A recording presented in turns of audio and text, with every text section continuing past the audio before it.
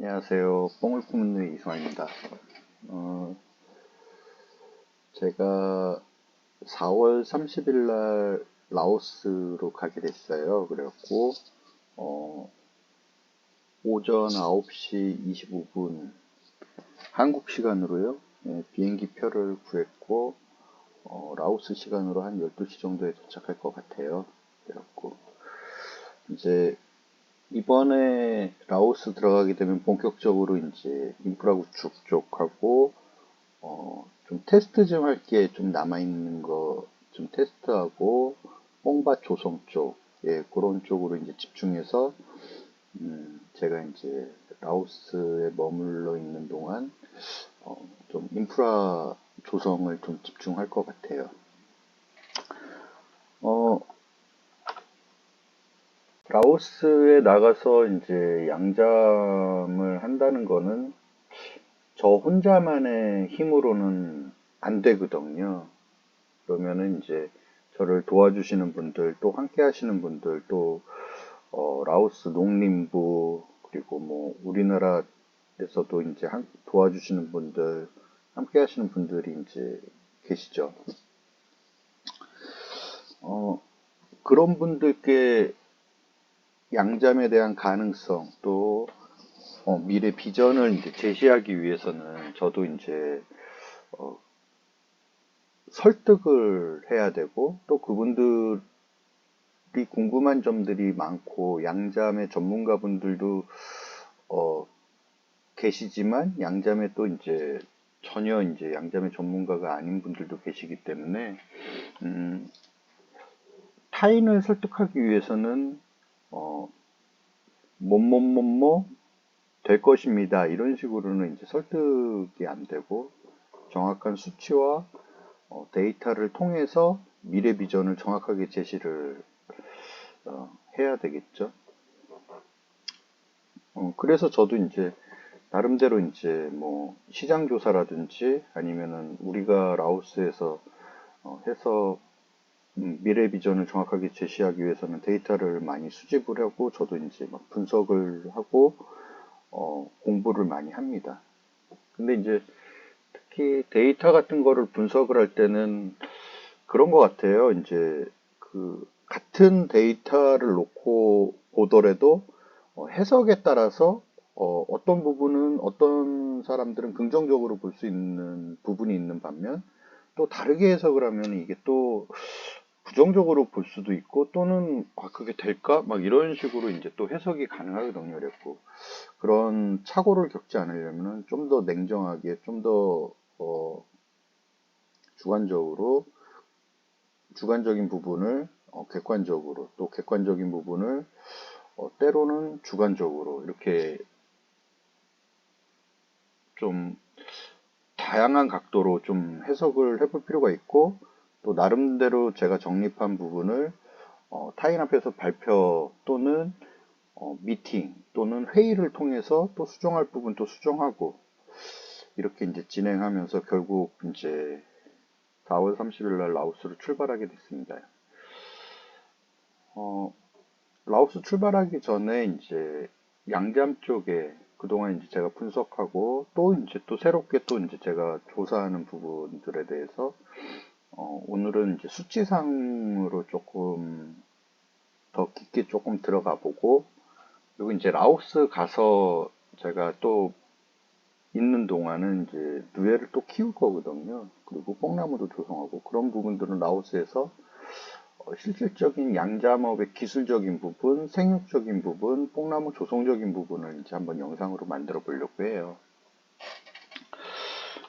그러면서 이제 한 걸음 한 걸음 계획했던 부분, 그리고 미래 비전을 제시했던 부분, 그리고 또 가능성에 대한 부분을 저도 증명해야 되는 숙제가 있는 거고, 또 증명을 해야 되는 거고요. 그래서 이제 냉정하게 이제 한번 살펴보도록 하겠습니다. 오늘은 수치 중심의 양잠업을 조금 더 깊게 들어가 보도록 하겠습니다. 2021년도 농림업 조사 결과에 따르면은 농축산물 판매 금액이 1억 원 이상 농가는 우리나라 전체 농가의 3.9%예요. 농축산물 판매 금액이 1천만 원 미만 농가는 전체 농가의 63.9%고요. 그러니까 이제 그 지난번에 시간에도 제가 뭐 우리나라 농가당 뭐 제 데이터가 아니라 우리 그 농축산 데이터에서 뭐 4천 얼마다 농가당 그거를 농업의 부분까지 다 포함이 돼 있는데 농가 수익 그 농업 수익으로 보면은 사실 높지가 않다. 막 이런 부분을 제가 말씀드렸잖아요. 이게 현실적인 부분이거든요. 뭐 그러니까 이제 가끔 이제 농업 전문가 분들이 어, 선진국형 국가의 농업의 데이터와 우리나라의 데이터를 비교를 하면서 분석을 하는 뭐 자료들이나 뭐 문서라든지 영상들을 보면은 우리나라가 선진국형 농업으로 이제 가야 되고 뭘 준비를 해야 되고 부족한 부분이 뭔지를 이제 많이들 얘기를 하잖아요. 근데 이제 선진국형 농업이라는 게 뭐냐? 단지 뭐 미국 그리고 뭐 네덜란드, 덴마크, 호주, 프랑스, 독일을 따라가는 모델이 선진국형 농업으로 가는 길이냐? 또 간혹 어떤 부분에서는 선진국형 농업이라는 거는 농업 인구가 많이 감소를 했다. 거기에 비하면은 우리나라 농업 인구는 어, 그 선진국형 농업 수치보다 높기 때문에 농업 인구가 감소를 하고 농가당 경지 면적이 증가를 하면은 선진국형 농업이 되느냐. 저는 이제 여기서 이제 개인적인 생각으로는 되게 조심스럽게 좀 말씀드리면은 어, 각 국가마다 특징이 존재한다고 봅니다. 뭐 미국이 그러니까 그런 선진국형 농업이 강세인 국가들의 데이터를 참고해서 부족한 부분을 채우고 어, 만들어가는 거는 저는 동의를 해요. 그리고 뭐 우리가 배워야 될 점은 배우고 또 취해야 될 점은 취해야 되잖아요. 다만 그 수치를 너무 우리나라의 농업 쪽과 비교를 해서 우리나라 농업은 아직 갈 길이 멀다, 암울하다, 막 이런 식의 판단은 조금 조심해야 되지 않을까 좀 싶습니다. 왜 그러냐면은 각 국가마다의 특징이 존재를 하고 미국이나 뭐 그런 뭐 호주나 이런 국가의 데이터들과 우리나라를 비교를 하면은 사실 태생 자체가 환경 자체가 다르기 때문에 그러니까 냉정하게 좀 볼 필요가 있어요. 예를 들어 갖고 뭐 선진국형 농업은 최소 농가당 경지 면적이 뭐 50헥타르다. 어, 우리나라는 평균적으로 1.6헥타르 정도 되는데 그러면 선진국형 농업으로 가려면 경지 면적이 농가당 경지 면적이 증가해야 된다. 증가해야겠죠. 다만 아니 지금 현재 1.6헥타르를 한꺼번에 뭐 10헥타르로 만들기도 어렵고 20헥타르를 만들기도 어렵고 그렇게 넘어가기 위해서는 농지 정리도 필요하고 또 어, 제도상의 지금 이 토지에 대한 부분도 풀어야 되는 부분들이 있고 농업은 좀 이렇게 좀 장시간 조금 봐야 되는 좀 그런 부분들이 있거든요. 막 한순간에 이렇게 급변한다기보다 이렇게 좀 장기 투자를 통해 갖고 서서히 이제 바뀌어가는 모델. 근데 이제 지난 시간에 제가 조금 예를 든 게 이제 새만금 같은 경우는 어, 새만금도 오랜 시간 지금 준비되어 온 프로젝트고 다만 이제 그 새만금은 경지 정리나 어, 단위 면적이 농지 면적이 넓기 때문에 좀 예의주시할 필요가 있다라고 이제 제가 좀 말씀드린 거고요. 그런 차원에서 선진국형의 모델을 우리가 부족한 부분은 채우는 거는 맞고 부족한 부분을 준비하는 것은 맞지만 너무 그쪽하고 비교를 해서 우리나라가 암울하다든지 아니면은 뭐 비관적이라든지 뭐 꼭 그럴 필요 없다. 냉정하게 얘기하면은 우리나라는 하나하나 뜯어보면은 상당히 되게 우수한 기술들을 갖고 있어요. 뭐 IT 쪽인 뭐 네트워크적인 부분 그리고 뭐 소프트웨어적인 개발적인 부분, 그런 부분들이 이제 집약적인 형태로 최적화돼서 나타나는 게 결국은 저는 농업이라고 좀 보고 있거든요. 그러니까 지금은 이제 흩어져 있는 그런 기술들을 앞으로 우리나라의 미래 농업을 얘기를 할 때는 조금 이제 접목하고 도전적인 자세를 좀 취할 필요가 있다. 그런 차원에서 너무 우리가 어, 안 좋게만 바라보지 말고 우리나라의 강점이 분명히 존재하고 우수한 부분이 존재하기 때문에 그런 부분에 대해서는 또 많이 부각하고 발전시키는 방향으로 가면 좋지 않을까 싶습니다. 뭐 실례로 뭐 시설하우스 같은 경우는 중국 다음으로 우리나라가 거의 글로벌 탑 쪽으로 들어가고요.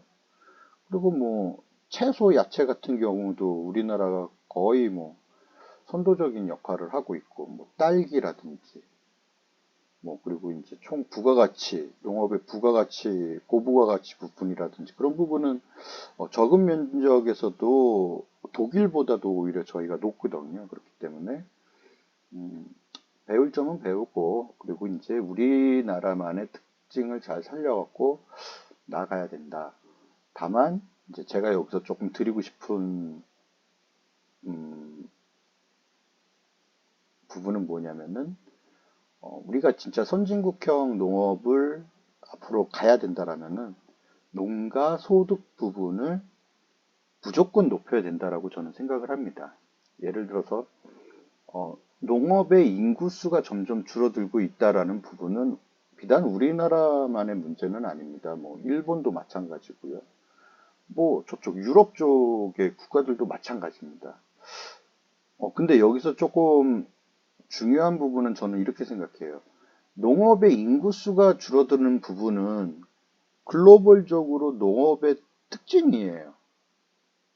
근데 어, 그런 선진국형 농업을 한다는 국가에 비해서 우리나라가 평균 연령이 좀 높습니다. 그래갖고 저는 이 평균 연령, 농업의 평균 연령을 좀 떨어뜨려야 된다라고 좀 생각을 하고 있거든요.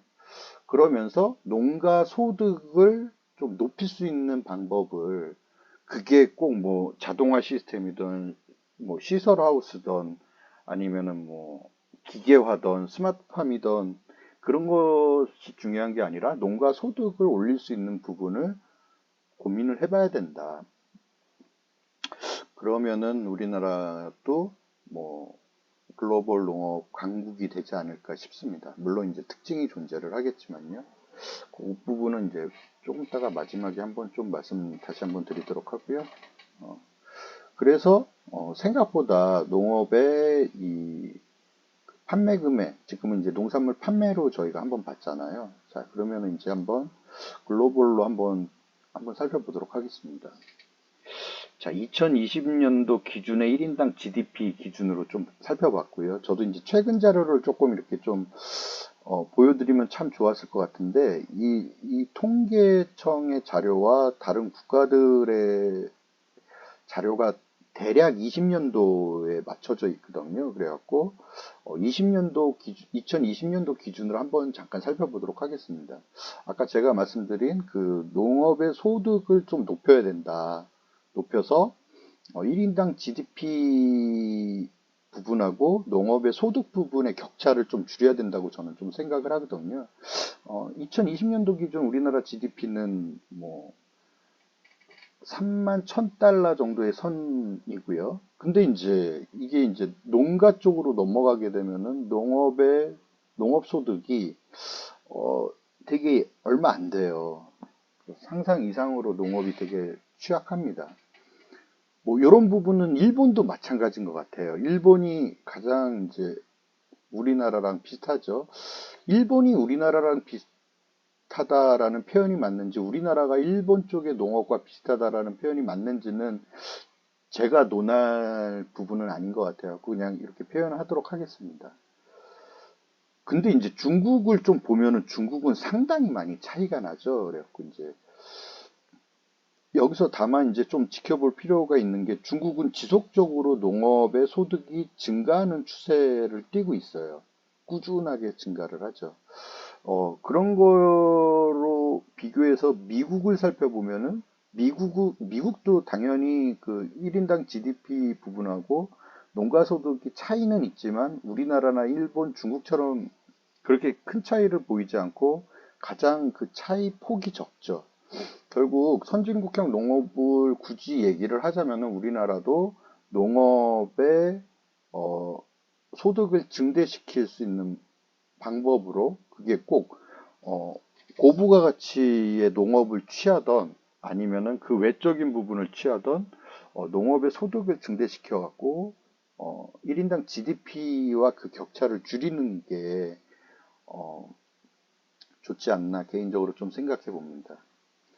어, 미국 쪽을 좀 보면은 농업의 소득이 상당히 높아요. 그래서 좀 이런 부분들은 조금 이제 물론 미국의 이제 농지 경정 면지가 넓고 그리고 이제 뭐 예를 들어서 곡물이라든지 그런 거를 뭐 수출을 하고 그러다 보니까 이제 그런 부분인데 그러니까 같이 이렇게 살펴볼 때 경지 면적도 좀 고려를 해야 되거든요. 그래서 요 부분은 조금 이따 뒤에서 한번 다시 한번 가볍게 다루도록 하고요. 자, 이제 양산업 쪽으로 한번 비교를 한번 해보도록 하겠습니다. 어, 우리나라 통계청 2020년도 경지 면적 조사 결과를 한번 살펴보면은 우리나라 경지 면적은 약 156만 5천 헥타르입니다. 경지 면적 중 논 면적은 82만 4천 헥타르, 그러니까 전체 경지 면적의 우리나라 논 면적은 52.7%의 수치를 보이고요. 그리고 이제 반면적은 74만 1천 헥타르, 약 47.3%죠. 연도는 조금 차이는 있지만 한번 비교하기 좀 좋게 2021년도 기능성 양잠산업 현황 조사를 좀 비교해서 한번 살펴보면은 뽕밭 면적, 여기서 뽕밭 면적이 누에 사육용이라고 정의를 돼 있죠. 여기서 이제 오디 면적은 빠져 있는 부분입니다. 오디 뽕나무 밭은 빠져 있고 누에 사육용 뽕밭 면적을 보면은 230헥타르. 우리나라 전체 밭 면적의 0.031%죠. 양잠농 그래서 이제 과거에는 이제 한 전국토의 한 반면적의 한 20%가 뽕밭이던 적이 있었어요. 근데 이제 현재는 0.031%가 전체 밭 중에서 뻥밭 면적이다. 그러니 이제 누에를 키우는 것을 거의 볼 수 없는 거죠. 그리고 이제 뻥밭 누에 사용량 규모별 현황은 0.4헥타르 미만이 65.6%이고 농가당 평균 약 0.5헥타르입니다. 그러니까 0.5헥타르면 1헥타르가 약 한 3,000평 정도라고 가정하면은 한 1,500평 정도 농가당 평균적으로 1,500평 정도의 뽕밭을 어, 가지고 있는 겁니다. 그러니까 뽕밭이 1,500평 정도를 가지고 있다라는 얘기는 1,500평의 뽕밭을 활용해서 그 정도의 누에를 사육할 수 있는 양을 사육하고 있다라고 얘기를 할 수 있겠죠. 양잡 농가의 연령 분포는 50세 이하가 5.2%, 그리고 51세에서 60세가 14.4%, 그리고 61세 이상이 80.5%인데, 2021년도 기능성 양자암 산업 현황조사에서는 61세 이상으로 이제 정의를 내려져 있는데 이거를 조금 더 나눠갖고 뭐 70세 이상, 뭐 80세 이상으로 따져보면은 좀 더 놀랄만한 수치들이 나올 겁니다. 지금 이제 그 전라북도 유유마을 같은 경우만 해도 벌써 이제 양잡 농가들이 80세 이상이 되시거든요. 평균 연령이. 그래갖고 점점 고령화가 돼 가고 있다. 그래서 이제 뭐 속된 말로 어르신들이 이제 흔히 하는 얘기를 우리 대에서 이제 양잠이 끊기지 않겠냐라고 이제 걱정들을 많이 하세요. 아까 이제 제가 말씀드렸죠. 농업의 인구수가 줄어드는 거는 우리나라만 해당이 되는 얘기는 아닙니다. 뭐, 저쪽 유럽이라든지 선진국형 농업을 추구하는 나라들도 다 농업의 인구수는 줄어들고 있어요. 다만 그쪽에서는 약 50세에서 60세 정도로 이렇게 이제 좀 핵심 농업인들의 연령이 형성돼 있다라면 우리나라는 거기에 반해서 상당히 높게 형성돼 있습니다. 그래서 농업의 인구수가 줄어드는 부분도 문제지만 어, 이 평균 농업인의 평균 연령을 좀 떨어뜨려야 되는 숙제를 좀 갖고 있는 것 같아요. 그러면은 농업인의 평균 연령을 떨어뜨린다는 얘기는 청년농이라든지 젊으신 분들, 그러니까 저도 젊은 사람 중에 축하드리는 청년농들이 많이 이제 신규 유입이 이루어져야 되는데 그런 부분이 이제 지금 우리나라의 농업에서 좀 약하지 않느냐. 그러면 그런 부분을 하려면은 당연히 농업의 소득이 증가되면은 신규 청년농 같은 경우 분들도 이제 관심을 가지고 들어와서 어, 이게 이제 비전이 보이니까 그런 식으로 이제 좀 대책 마련을 해야 되는 부분이 있지 않을까 좀 조심스럽게 이제 말씀드려 봅니다.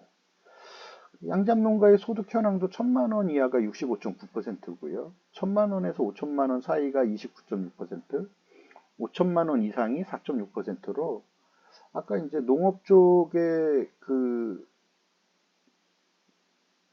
지금은 양잡 농업이고요. 농업 전체를 봐도 큰 차이가 없어요. 결국 우리나라 농업은 좀 이렇게 1,000만 원대로 지금 형성돼 있다. 근데 이제 어, 농업의 비용까지 합치면은 그게 이제 보도자료에 나온 것처럼 4천 얼마가 나오는데 그거를 냉정하게 좀 볼 필요가 있고 또 이제 가구당 그건 또 금액이기 때문에 뜯어보면은 그거를 냉정하게 살펴보면은 어, 상당히 낮다.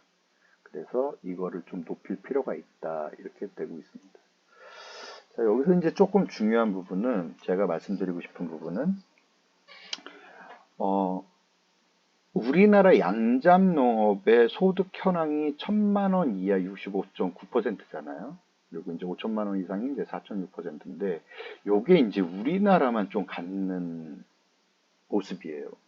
다시 제가 정리해서 말씀드리면은, 글로벌 양잠 시장은 지난 영상에서도 제가 말씀드렸지만, 글로벌 마켓 형성을 보면은 2029년도까지 실크 산업이 390억으로 전망되고 있고 현재 220억으로 형성돼 있거든요. 근데 이제 글로벌은 실크죠. 양자목과 제사업이 합쳐져 갖고 결국 뭐 중국, 인도, 우즈베키스탄, 브라질, 태국, 미얀마, 베트남 이렇게 실크를 가장 많이 생산하는 국가 순서대로 얘기를 했는데 다 실크를 생산해서 입는 양잠을 하고 있어요. 근데 우리나라만 지금 유일하게 우리나라만 먹는 양잠으로 기능성으로 지금 돌아서 있습니다. 이 부분은 어쩔 수 없었던 선택이었고요. 이게 이제 저는 신의 한 수가 될 수 있다라고 생각을 하고 있지만 이게 시간이 좀 필요하겠죠. 그렇기 때문에 우리나라가 지금 글로벌 양잠 시장에서, 글로벌 실크 시장에서 차지하는 부분을 수치로 굳이 따져보자면은 0.001%도 안 됩니다. 아주 지금 거의 그냥 우리나라 안에서만 지금 생존이 가능한 모델로 돼 있어요. 그나마 양잠 농가의 연령이 고령화로 돼 있어 갖고 젊은 농분들이 유입이 시급하고 그리고 시장 전체가 되게 약하게 돼 있어요. 그러면은 글로벌 양잠의 실크 쪽에 그쪽은 비전이 어떠냐? 글로벌 양잠 실크 쪽은 한 번도 이렇게 떨어진 적이 없습니다. 지속적으로 계속 성장하고 있고요. 그리고 이제 거기에 더불어 기능성 바이오, 식품, 화장품 쪽의 시장이 플러스가 되고 있는 형태로 점점 더 커지고 있거든요. 그러면은 지금 현재 우리나라는 이제 먹는 기능적인 식품 쪽으로 집중하고 있는데 우리나라가 글로벌의 선도 역할을 할 수 있느냐? 선도 역할을 할 수 있죠. 다만 어, 오랜 시간에 오랜 시간이 좀 필요할 것으로 보입니다. 어, 홍잠이 지금 특허청에 등록이 되고 농가에 보급 특허청에 등록이 된 게 이제 2014년도고요. 그리고 이제 농가에 보급이 되기 시작한 게 2017년도거든요. 그러면은 2017년도, 18년도, 19년도, 20, 1, 2, 3 벌써 이제 7년이라는 시간이 흘렀어요. 그랬고 나름대로 홍잠을 찾으시는 고객님들이 좀 계십니다. 그렇다고 남아있는 양잠 농가를 다 만족할 만큼의 지금 소비 시장이 열려 있는 거는 아니라고 저는 봐요. 아직은 좀 더 가야 되고. 다만 거기서 걱정스러운 거는 어, 이 홍잠의 이 시장이 조금 역시 고령화로 좀 맞춰져 있습니다. 그러니까 한 50대 이상인 분들은 홍잠이나 기능성 오령삼일 누에를 찾으세요. 근데 이제 20대, 30대 분들은 어, 거의 안 찾으시죠.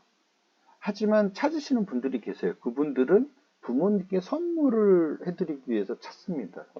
그러니까 우리나라의 그 좋은 의학 기술이 발전함에 따라 갖고 좋은 영양제라든지 아니면 좋은 약들 또 이제 건강을 유지할 수 있는 좋은 환경이잖아요. 우리나라는. 음. 그렇기 때문에 이제 굳이 과거에는 이제 이런 누에라든지 이런 식품 쪽에 좀 의지했던 형태가 지금은 이제 너무 그 기능성 식품들도 되게 많고요. 그래갖고 좀 선택의 폭이 되게 넓어졌다. 그리고 양잠의 산물을 찾으시는 분들이 소비자 연령층이 좀 한계가 있다.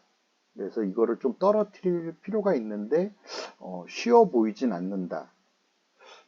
그러나 이제 좀 긍정적인 부분은 처음에 이제 2017년도에 우리나라의 홍잠 기술이 이제 농가들한테 농촌진흥청으로부터 보급이 되기 시작하면서 초창기에 한 3년 정도까지, 3, 4년도까지는 조금 이렇게 몸이 편찮으시고 불편하신 분들이 직접 찾으셔갖고 이렇게 고객군을 형성을 했는데 한 4년 차 넘어가면서부터 일반인들의 고객층이 조금 성장했어요. 그래서 저는 이 부분을 되게 긍정적으로 좀 보고 있거든요.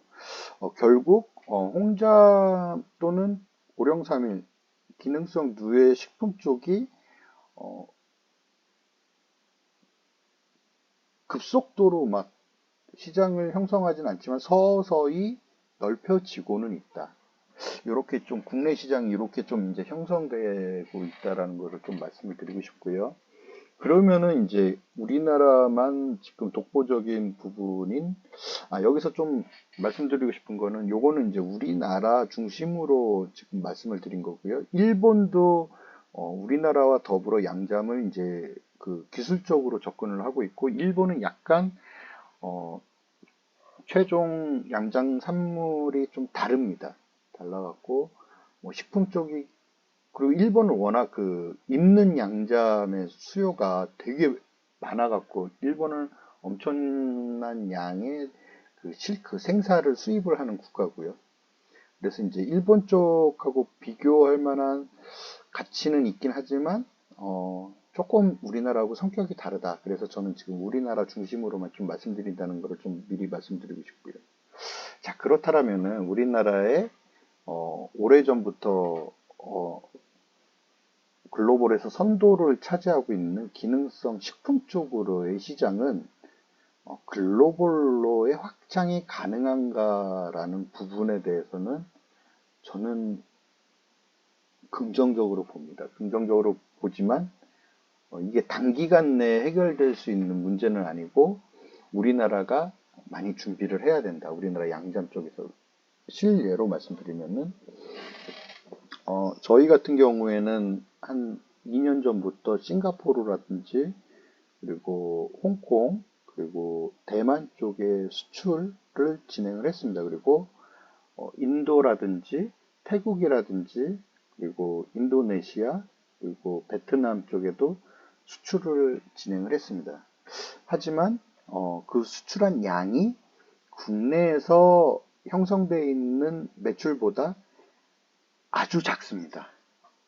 거의 눈에 띄지 않을 정도로 작지만 그래도 진출을 했다라는 데 좀 의의를 두고 싶고요. 근데 홍콩 쪽에서 이런 문의들이 많이 와요. 홍콩, 싱가포르, 대만 쪽에서 어떤 문의가 많이 오냐면은 좋아, 너희들이 말하는 홍잠이 좋다라는 거는 알겠어. 그러면은 증명을 좀 해주기를 원한다.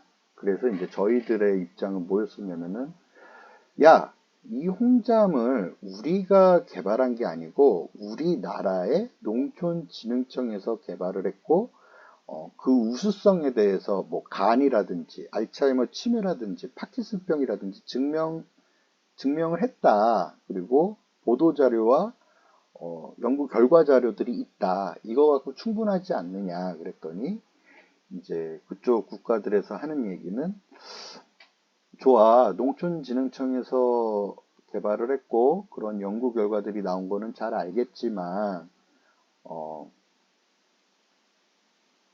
인증이 좀 필요하다라고 얘기를 하더라고요. 여기서 말하는 인증이라는 거는 건강기능식품 인증을 얘기를 하는 부분이거든요. 왜 그러냐면은 우리나라의 건강기능식품 인증이 됐다라는 거는 이게 이제 글로벌 파트너들한테는 아 그래? 그게 건강기능 대한민국의 건강기능식품으로 인증이 됐나? 그리고 인증대로 그렇게 처리가 되고 있나? 그러면은 하나의 신뢰라는 부분이 되잖아요. 그렇기 때문에 그런 부분들에 대해서 되게 요청이 많이 들어와요. 근데 현재 홍잠은 건강기능식품 인증이 아직 이제 진행되지는 않았고요. 건강기능식품 인증을 받기 위해서는 이제 개별 인증으로 민간이 이제 조금 준비를 해야 되는데 그게 그렇게 쉽지는 않습니다. 뭐 이제 비용적인 측면이라든지 시간도 좀 필요하고요. 이제 데이터 테스트도 필요하고 하기 때문에. 근데 이제 제가 봤을 때는 준비는 해야 되긴 해야 될 것 같지만 저희는 이제 여력이 안 돼 갖고 준비를 하고는 싶죠. 근데 이제 안 돼 갖고 준비를 이제 못 하고 있는 입장입니다. 그리고 이제 올해 이제 새로운 요구가 하나 또 들어온 게 있는데, 야, 그거 알러지 테스트, 알러지 테스트를 증빙을 해줬으면 좋겠다. 문제가 없다라는 거를. 근데 이제 우리나라 농촌진흥청에서 홍잠에 대해서 누에는 친자연 환경에서만 자라기 때문에 어 그리고 농촌진흥청에서 분석을 한 결과 인체 해로운 유해물질이 단 1%도 포함이 되지 않다라는 거는 증명을 했어요. 연구 결과로. 근데 그거는 연구 결과 얘기고 직접 생산하고 이제 제품화 시키는 부분에 대해서 알러지 테스트의 자료가 좀 필요하다라고 이제 요청이 들어왔어요. 그 정도로 이제 글로벌에서 이제 요구 조건들이 이제 점점 강화가 되고 있죠. 이제 나아가서 뭐 해썹이라든지 아니면 GMP 시설이라든지 뭐 FDA라든지 뭐 그런 여러 가지들이 이제 요구 조건들이 점점 늘어나고 있죠. 여기에 이제 좀 대응을 좀 해야 될 것 같아요. 근데 이제 그 이게 이제 민간 혼자서 하기는 되게 힘들고 그렇더라면은 할 수 있는 방법을 좀 찾아야 되고 이런 것들이 하나하나 이제 쌓이고 증빙이 된다라면은 결국은 글로벌 시장을 자신 있게 나갈 수 있다라고 저는 봅니다. 아직은 지금 조금씩 조금씩 단 한 개라도 느리고 있는 상황인 거는 맞지만 글로벌에서 요구하는 그 데이터 또는 기준에 부합하기 위해서는 시간이 좀 필요하고 노력이 좀 필요하다는 부분을 좀 말씀드리고 싶습니다. 만약에 이런 생각을 또 해볼 수 있죠. 홍잠이나 우리나라 오룡사밀이 우수하다는 게 이제 글로벌에서 이제 뭐 글로벌 제가 아까 말씀드린 싱가포르, 대만, 홍콩으로 인도 막 이렇게 나간다는 거는 그쪽에서도 지금 인지를 하고 있다라는 얘기거든요. 그렇다면은 그쪽에서 이제 아니, 그거를 왜 대한민국 거를 우리가 굳이 수입을 해야 되냐? 우리도 누에를 키우고 양잠을 하고 있는데, 그럼 우리가 해서 하지? 라고 하게 되면 이제 이게 글로벌 경쟁으로 확 들어가 버리게 되잖아요. 근데 그러기, 아니, 충분히 그럴 수 있죠. 중국, 뭐 이런 우리나라를 제외한 모든 이제 누에를 생산하는 국가들은 글로벌 99.99999%는 전부 실크 누에고치까지 가는 양잠이기 때문에 우리는 누에고치 직전까지 가는 양잠업이지 않습니까? 뭐 품질적이나 기술적인 부분을 보면 그들이 이제 홍잠에 대한 정의나 오룡삼일에 대한 정의가 없을 뿐이지 그냥 우리보다 더 끝까지 가는 양잠을 하고 있거든. 그래서 이제 아니 아까 얘기대로 아니 그게 우수하다 이거 정말 우수한데 그러면은 우리가 직접 홍잠을 하고 오룡삼일을 해버리지 이렇게 할 수도 있어요. 근데 어 우리나라만 가능하고 다른 나라는 불가능하다라는 얘기는 아니고요. 우리나라가 그만큼 시간을 앞서 벌어놨다. 그들도 이제 증명을 해야 되잖아요. 자기네 종으로 증명을 하던 뭘 여하튼 자기네 나라에서 키우는 누에를 갖고 증명을 하겠죠. 물론 우리나라가 증명했던 시간보다는 단축시킬 수가 있죠. 왜? 우리나라 기준 데이터가 있기 때문에 우리나라 기준 데이터를 그대로 걔네들은 따라오면 되는 거니까.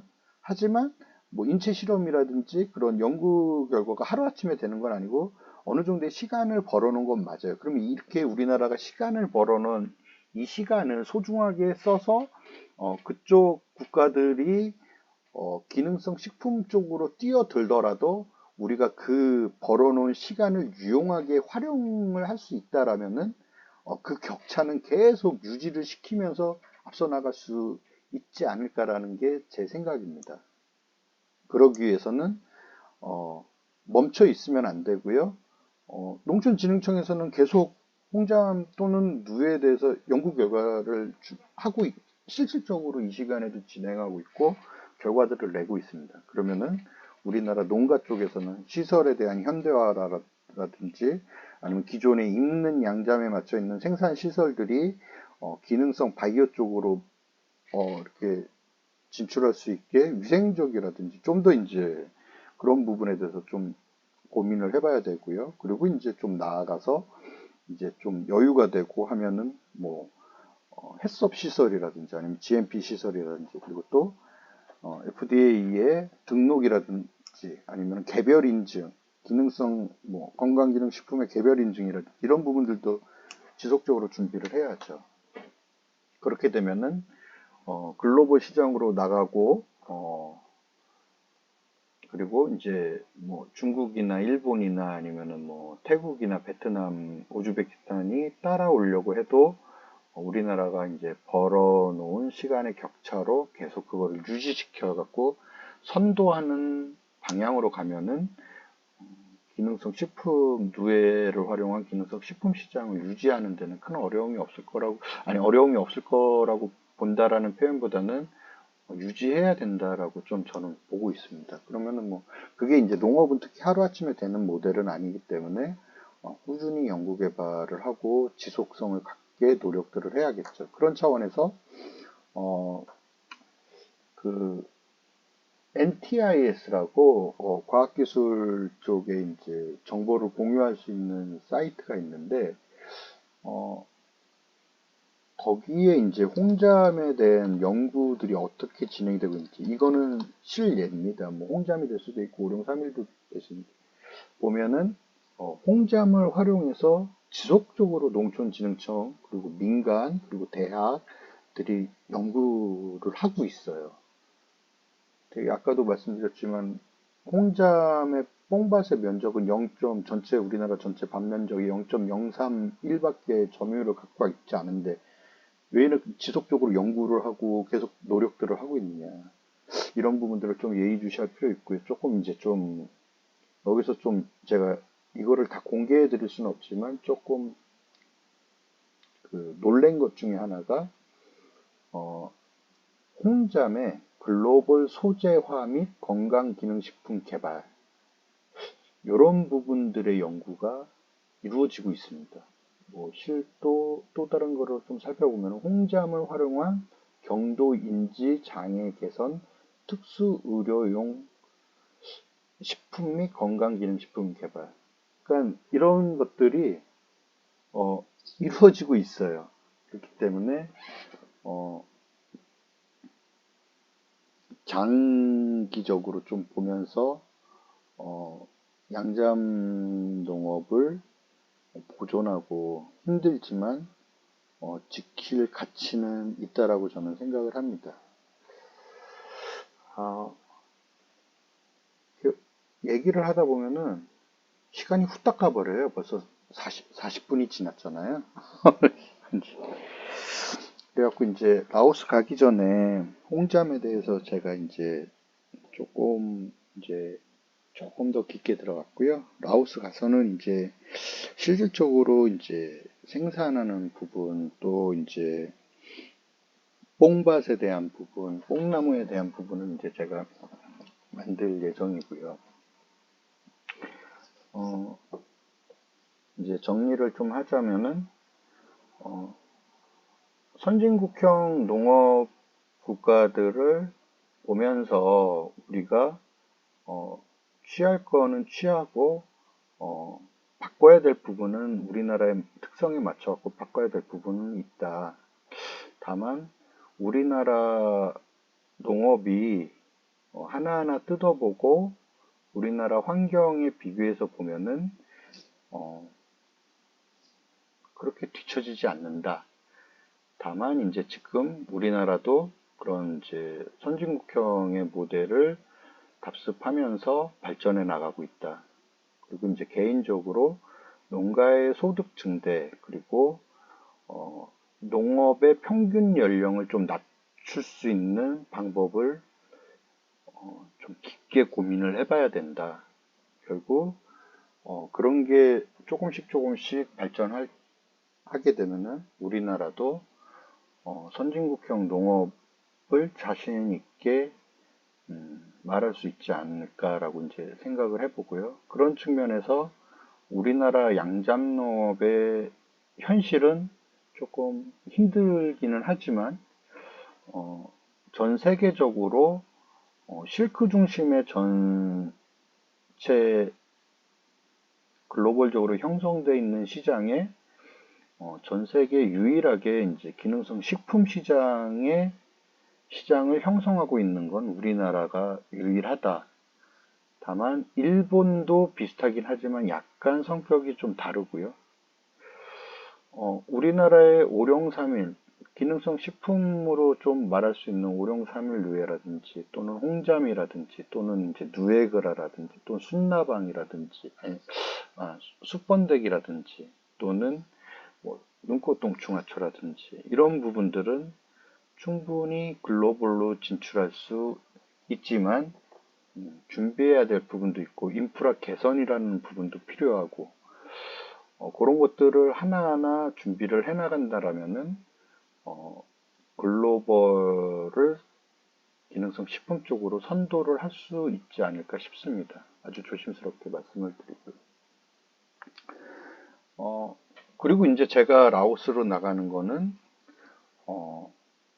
그 글로벌 실크 시장에 저희는 도전을 하려고 합니다. 다만 글로벌 실크 시장이라고 하면은 누에고치를 제사업 쪽을 통해 갖고 입는 생사라든지 뭐 그쪽에 시장이 집중되어 있는 부분에서 우리는 같은 누에고치를 바이오용 소재 또는 기능성 식품 소재로 저희는 생산을 할 목적으로 라오스로 진출을 하는 거기 때문에 약간 성격은 다르긴 하지만 긍정적인 부분이 있습니다. 또한 조심스럽게 말씀드리면은 저희들이 생산하는 모든 앞으로 계획 중인 모든 누에고치의 기능성 식품, 바이오용 소재로 쓰일 누에고치의 모든